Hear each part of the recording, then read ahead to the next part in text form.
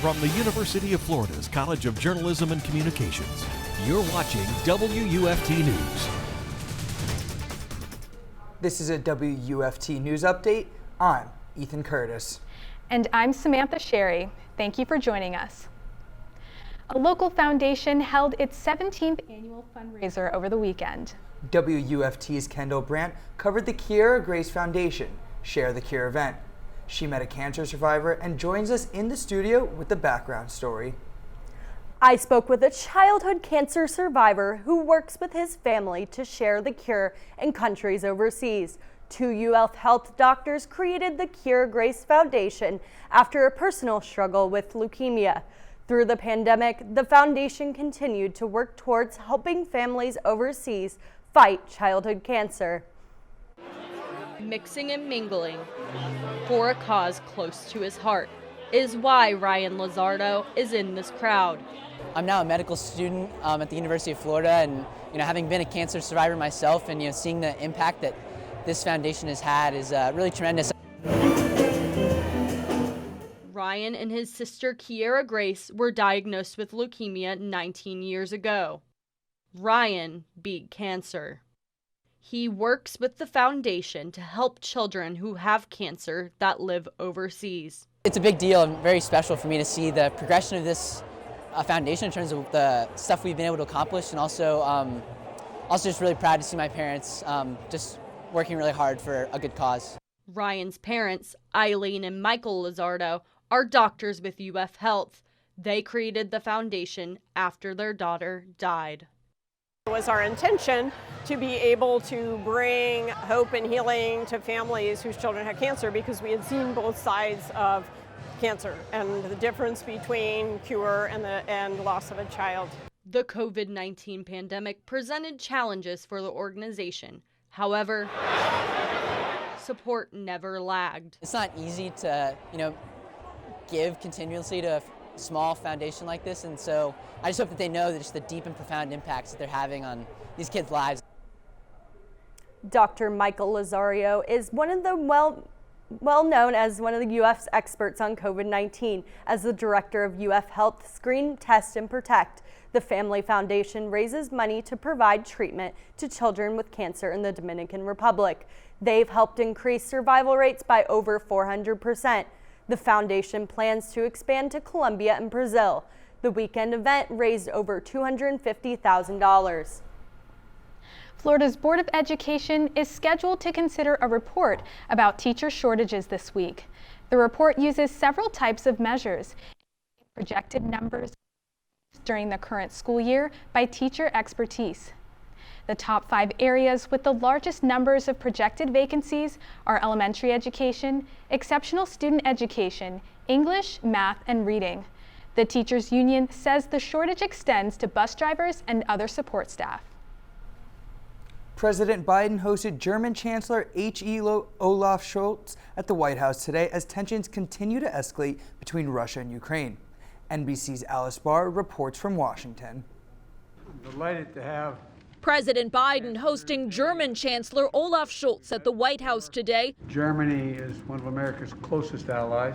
As U.S. national security officials warn a Russian invasion of Ukraine could come at any time. We believe that the Russians have put in place the capabilities to mount a significant military operation into Ukraine, and we have been working hard to prepare a response. While 2,000 U.S. troops have begun arriving in Europe to support NATO allies, with another 1,000 already in the region pushing farther east, Germany has been criticized for not doing enough to counter Russian aggression, so far refusing to send arms to Ukraine.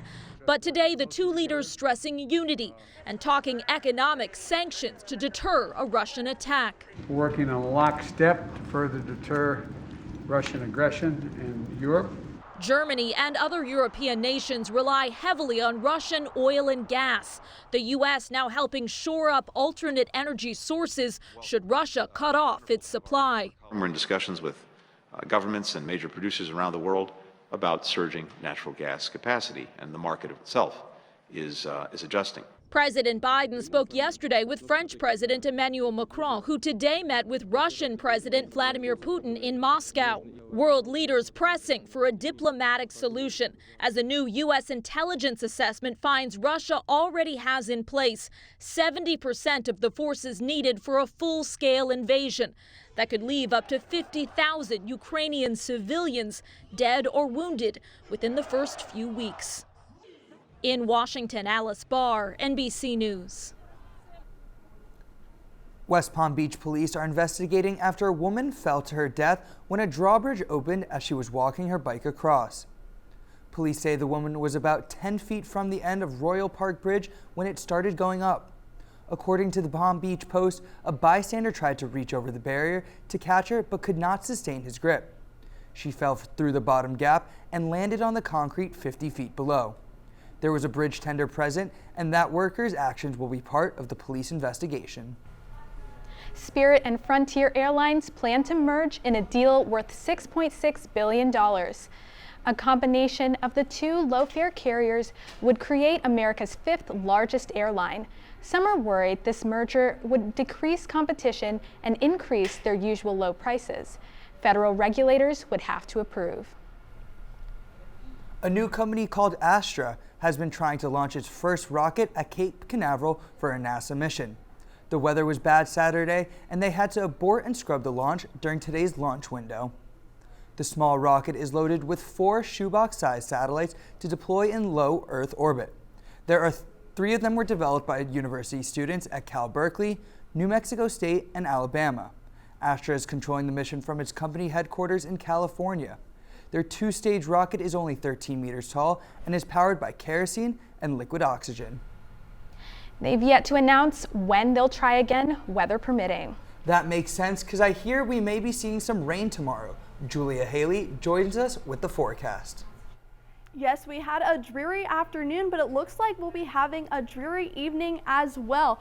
Currently, overcast skies outside of our studio feels like 50 degrees in our area. 50 degrees for Stark, 56 for Palatka, 56 for St. Augustine as well. Currently sitting in the mid-50s all over north central Florida. Currently seeing showers for our Tuesday, all Tuesday actually. And let me break that down for you really quick. So for our evening tonight, we'll be seeing those clouds linger a little bit longer, but by midnight, we'll be seeing those showers start to ramp up as temperatures segue into the mid-40s. Now for our highs for our Tuesday, they're going to be sitting in the mid-50s overall. 54 Gainesville, 53 for St. Augustine, 55 High Springs, and 56 for Cedar Key. And that's all because this first round of rain is going to be moving east of I-75 starting around midnight. We will be seeing a pocket of dry air starting around 8 a.m. on Tuesday, but looking forward, we'll be seeing a second round of rain throughout the afternoon. So you may want to start to stay inside during your lunchtime because it looks like we'll be seeing some heavier showers overall.